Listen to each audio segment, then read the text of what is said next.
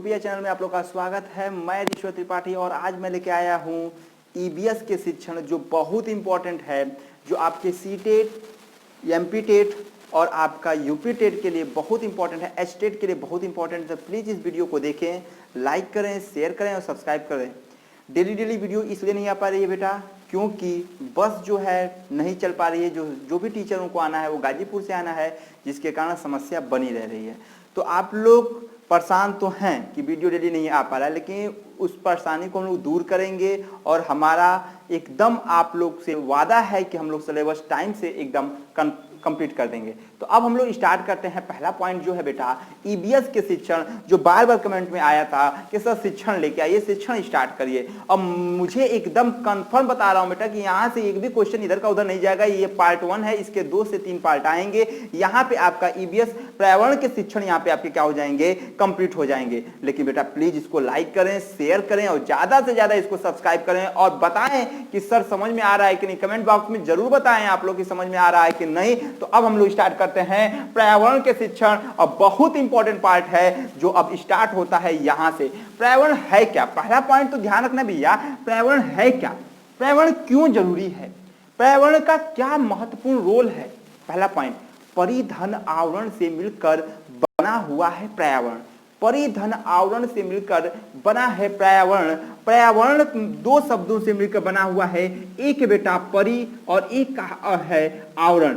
परि का अर्थ होता है बेटा चारों ओर, परि का अर्थ होता है चारों ओर और आवरण का अर्थ होता है ढका हुआ। और इसी के द्वारा मेरा पर्यावरण बना हुआ है। जब तक यह दोनों वर्ड नहीं आएंगे, चारों ओर से ढका हुआ नहीं रहेगा, उस पर्यावरण का कोई अर्थ नहीं है। पर्यावरण क्यों जरूरी है? पर्यावरण क्यों जरूरी है? पर्यावरण को बच्चों को पढ़ाने के लिए किस कक्षा से पढ़ाना चाहिए, पहला पॉइंट यही पूछता है। तो पहले जो मानता था कक्षा 5 से, लेकिन अब जो है एनसीईआरटी ने मान लिया है पर्यावरण को कक्षा 3 से शिक्षा देना चाहिए। पर्यावरण के बारे में बच्चों को जानकारी कक्षा 3 से देना चाहिए और उन्हें बताना चाहिए कि बिना पर्यावरण के कोई भी व्यक्ति मानव या आपके जानवर जीवित नहीं रह सकते, क्योंकि पर्यावरण ही एक ऐसी प्रक्रिया है जिसके माध्यम से हम आगे बढ़ते हैं या बढ़ने के लिए इच्छुक होते हैं। तो पहला पॉइंट बेटा, परिधन आवरण से मिलकर बना है पर्यावरण। परि का अर्थ होता है चारों ओर, आवरण का अर्थ होता है ढका हुआ। कौन सी कक्षा में पर्यावरण की जानकारी प्रारंभ कर दी जाती है? कक्षा 3 से जानकारी प्रारंभ कर दी जाती है। अब दूसरा पॉइंट, पर्यावरण की जानकारी 2 प्रक्रिया से दी जाती है। पहली प्रक्रिया को अनौपचारिक प्रक्रिया कहते हैं, दूसरी प्रक्रिया को औपचारिक कहते हैं।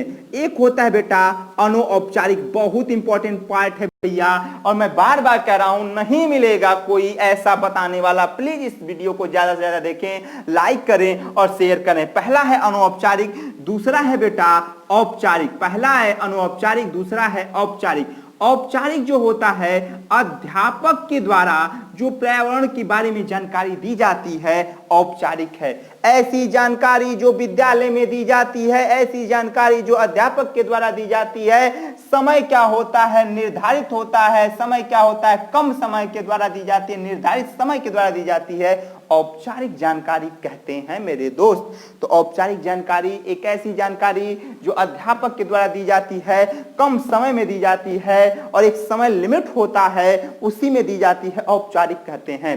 अनौपचारिक, पर्यावरण की पहली जानकारी अनौपचारिक के द्वारा दी जाती है और यह जानकारी परिवार के द्वारा दी जाती है, परिवार के सदस्य के द्वारा दी जाती है, माँ बाप के द्वारा दी जाती है, दादा दादी के द्वारा दी जाती है। तो यह है पर्यावरण। तो पर्यावरण परिधन आवरण से मिलकर बना है। परि का अर्थ चारों ओर, आवरण का अर्थ ढका हुआ। पर्यावरण कितनी कक्षा में देना स्टार्ट कर दिया जाता है? पर्यावरण विषय को पढ़ाना स्टार्ट करते हैं कक्षा 3 में। इसकी 2 जानकारी औपचारिक, एक अनौपचारिक। अनौपचारिक जानकारी परिवार के द्वारा, औपचारिक जानकारी अध्यापक के द्वारा विद्यालय में और समय सीमित। अब आते हैं पर्यावरण अध्ययन की संकल्पना एवं क्षेत्र, बहुत इंपॉर्टेंट पॉइंट है, इसको देख लो, लाइफ बदल जाएगी भाई। तो प्लीज इसको देखें, लाइक करें, शेयर करें और सब्सक्राइब करें। अब भाई लाइक तो ज्यादा से ज्यादा आप लोग करो और शेयर करो, वीडियो को कंप्लीट देखो भाई। तो अब हम लोग स्टार्ट करते हैं पर्यावरण अध्ययन और संकल्पना। पर्यावरण अध्ययन कब से चालू होता है? पहला पॉइंट तो कक्षा 3 से पर्यावरण के बारे में जानकारी देना प्रारंभ कर दिया जाता है। संकल्पना का मतलब होता है कल्पना करना। व्यक्ति कब कल्पना करेगा? तो ये ध्यान रखेंगे कि व्यक्ति, जैसे मान लीजिए कि आपके पिताजी क्या करते हैं, कल्पना करते हैं। कल्पना यही करते हैं कि बेटा आज तुम पेड़ पौधों को नहीं बचाओगे तो आने वाली तुम्हारी पीढ़ी को क्या होगा, दिक्कत। ये क्या किया, कल्पना किया। अब पूछेगा वह कल्पना कैसे कर लिए, तो वह कल्पना अमूर्त कर लिए। उन्होंने सोच लिया। जहां पे व्यक्ति सोचता है, जहां पे मानसिक का प्रक्रिया करता है, सोचता है, उस चीज को अमूर्त कह देंगे भैया। तो पर्यावरण अध्ययन एक ऐसी प्रक्रिया है जिसके कारण हमें जीवन मिलता है, जिसके कारण हम अपने जीवन को आगे बढ़ाते हैं। कल्पना का अर्थ होता है कि कल्पना करना, और कल्पना का अर्थ होता है अमूर्त ज्ञान के द्वारा कल्पना करना। अब नेक्स्ट पॉइंट, पर्यावरण में सबसे खतरनाक पौधा किसे माना जाता है या विनाशक पौधा किसे माना जाता है? यूकेलिप्टस, जिसे सफेदा कहते हैं। यूकेलिप्टस जिसे सफेदा कहते हैं। बेटा क्यों कहते हैं इसको कि यह विनाशक है? क्योंकि एक दिन में यह 40 से 42 लीटर पानी पीता है।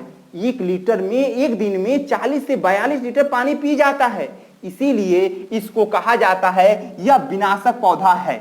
अब नेक्स्ट पॉइंट, अब क्या है, आज लोग गांवों में सबसे ज्यादा पौधा इसी को लगा रहे हैं और कह रहे हैं कि लड़का बड़ा होगा तो पौधा बेच के करोड़ों की संपत्ति मिल जाएगी। अरे जब लड़का रहेगा नहीं तो करोड़ों की संपत्ति किसे मिलेगी? क्योंकि सफेदा जो है सबसे विनाशक पौधा है, जो कि हमारे पानी के स्तर को क्या कर देगा, एकदम नीचे कर देगा। और जब पानी का स्तर एक बार नीचे चला जाएगा तो फिर ऊपर नहीं आएगा। इसलिए सबसे खतरनाक पौधा किसको माना गया? सफेदा को माना गया, जो 40 से 42 लीटर पानी एक दिन में क्या करता है, एब्जॉर्ब करता है। क्लियर हो गया बेटा? नेक्स्ट पॉइंट इसी में पूछेगा, पर्यावरण के लिए सबसे अच्छा पौधा किसको माना गया? तो पहला है पीपल। पीपल को माना गया। पीपल 24 घंटा क्या देता है? पीपल 24 घंटा ऑक्सीजन देता है। वह बेवकूफ नहीं थे, हमारे पूर्वज बेवकूफ नहीं थे कि पीपल का क्या करते थे, पूजा करते थे। बहुत लोग कहते हैं क्यों पीपल का पूजा करते हो भैया? पीपल का पूजा इसीलिए किया जाता था क्योंकि वह 24 घंटा ऑक्सीजन देता था। यही क्वेश्चन पूछा है सीटेट में 2014 में। पीपल 24 घंटा क्या देता था? ऑक्सीजन देता था। पीपल के बाद क्या है बेटा? तो पीपल के बाद तुलसी है। औषधि के रूप में किस पौधे को माना जाता है? औषधि के रूप में तुलसी को माना जाता है। जो वीडियो पूरा नहीं देखेगा वो जीवन भर पछताएगा। प्लीज पूरा वीडियो को आप लोग देखिए। तो तुलसी को क्या मानते हैं? तो तुलसी को माना जाता है बेटा औषधि पौधा के नाम से जाना जाता है, क्योंकि यह भी ऑक्सीजन देती है। यह दवाइयों में इसका क्या करते हैं, इस पौधे को दवाइयों में क्या करते हैं, इसका प्रयोग करते हैं। अब नेक्स्ट है नीम है। नीम क्या है? नीम भी क्या करता है बेटा? वह भी ऑक्सीजन देता है। इसीलिए गांवों में आज भी आप देखेंगे तो नीम का पौधा आंगनों में लगाया जाता है। क्लियर हो गया? तो 3 पॉइंट ध्यान रखेंगे। सबसे विनाशक सफेदा, कितना? 40 से 42 लीटर। कितना? 40 से 42। कौन सा सबसे बढ़िया? पीपल। क्या देता है? 24 घंटा ऑक्सीजन। उसके बाद औषधि के रूप में, औषधि के रूप में बताइए आप लोग, औषधि के रूप में माना जाता है तुलसी को।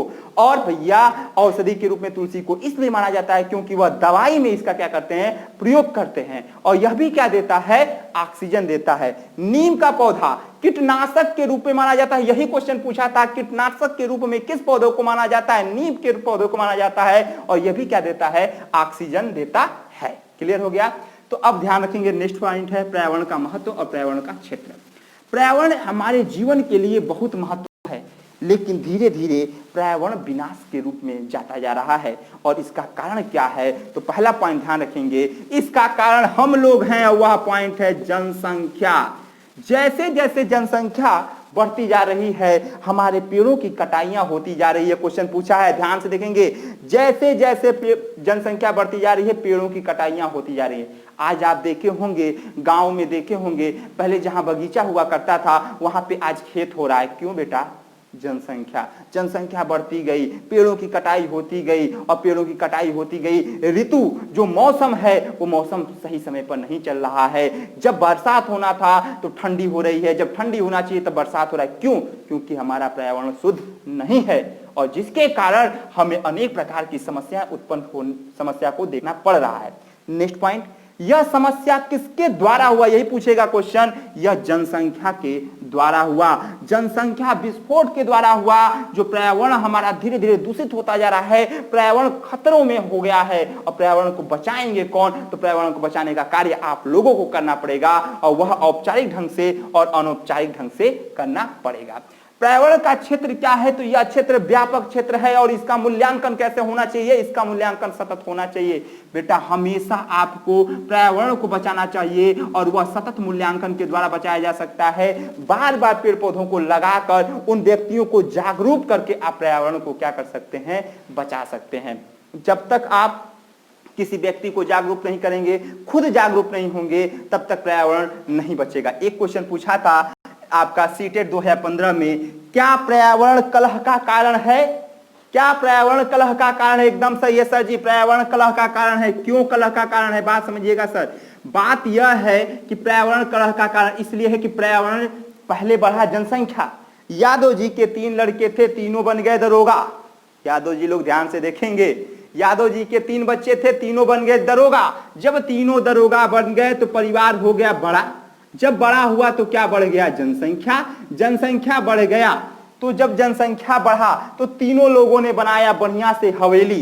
अब हवेली और यादव जी ने 2 बीघे में क्या बनाया था? बगीचा। अब उस बगीचे को क्या किया गया? काटा गया। और जब काटा गया, क्यों काटा गया भैया? जनसंख्या के द्वारा। क्यों काटा गया? कलह के द्वारा, और जिसके कारण क्या हुआ? हमारा पर्यावरण दूषित हुआ। यह है मेन पॉइंट, यह है मेन पॉइंट। अब नेक्स्ट पॉइंट है पर्यावरण के कारक। बेटा बहुत मेहनत हो रहा है, हमारी पूरी टीम बहुत मेहनत कर रही है। प्लीज इसको लाइक करें, शेयर करें और सब्सक्राइब करें, ठीक है? और प्लीज घंटा दबा दें, घंटा जो है ना बगल वाला, उसको दबा दें एकदम। तो अब चलते हैं पर्यावरण कारक। पहला कारक है भौतिक कारक, दूसरा है जैविक कारक, तीसरा है सांस्कृतिक कारक। भौतिक कारक क्या है, जैविक कारक क्या है, सांस्कृतिक कारक क्या है, इसको देखेंगे। भौतिक कारक जो होता है वह निर्जीव होता है। जो निर्जीव होते हैं सब भौतिक कारक में आएंगे। घर, जो घर होता है वह निर्जीव होता है, किसमें आएगा? भौतिक कारक में आएगा। अब एक बार पूछा था सन किस में आएगा? जैविक में आएगा कि भौतिक में आएगा? सन जो सूरज है वह भी भौतिक में आएगा, वह आपका जैविक कारक नहीं है, वह आपका भौतिक कारक है। क्लियर हो गया? तो ऐसी प्रक्रिया जो निर्जीव होती हैं, जो मानव के द्वारा भी बनाई जाती हैं, वह सब किस में आ जाएगा? भौतिक में। अब आते हैं जैविक कारक, जो क्या करते हैं? सांस देते हैं, जो सजीव होते हैं, वो क्या हो गया? जैविक। पेड़ पौधा, मानव, जीव जंतु, जैविक हो गया। और सबसे इंपॉर्टेंट है सांस्कृतिक कारक। ऐसा कारक जो परिवार के द्वारा हम अपने संस्कृति को सीखते हैं। आज हम लोग सभी लोग अपने संस्कृति को बचाने के लिए पड़े हुए हैं, सभी लोग संस्कृति को बचाते हैं और बचाने का प्रयास करते हैं। क्यों भैया?